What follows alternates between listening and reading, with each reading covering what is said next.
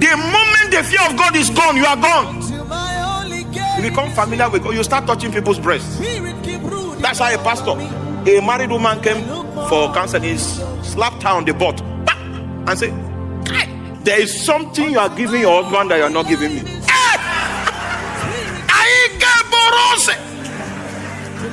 I am a Korea Siakonde.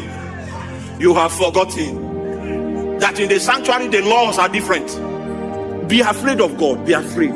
You see, there are times where you need to leave the pulpit for 1 year. A man still struggling with immorality will sleep here. He go to Mexico, go to Uganda. He will forget himself on 2 ladies. You know what? Leave the sanctuary. Leave the sanctuary. There is a possibility that a man behind the pulpit can trivialize the sanctity of ministry.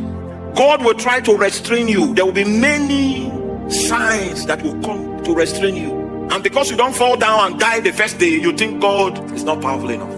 Meanwhile, the reason for God's long suffering is so that we can repent. And people get used to doing fleshly things in the sanctuary, even though they are deliberate attempts to resist. A man withstood 80 men. One man, but 80 men. A priest that came to resist him were valiant. That was how strong his flesh was. That 80 men could not resist him. He was bent on doing what he wanted to do, and he did it in the sanctuary. I'm just showing you what happens when a man is using flesh in the temple. It was in the midst of the temple while he was trying to burn incense that God struck him with leprosy.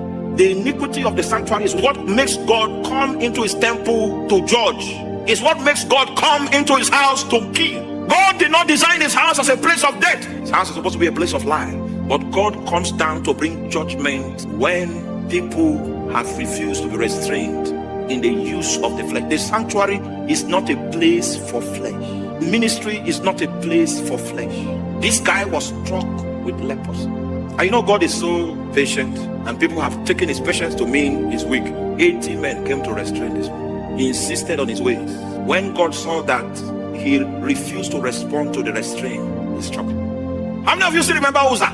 Uzzah's case is also a very credible account of the iniquity of the sanctuary. There was a fundamental error because the ark was being transported on Israeli ground with Philistine technology. They put the ark in a new cart and they were transporting the ark. Scribes among them knew that this was not the means of transport for the ark, but everybody was singing praises to God in the midst of an outright violation of the divine order. And then the ark now stormed. And Uzzah, which means human strength, the strength of the fallen man, the strength of the old creation, was now extended to stabilize the ark. Maybe if the ark had fallen, they would have realized that something was wrong with the transportation.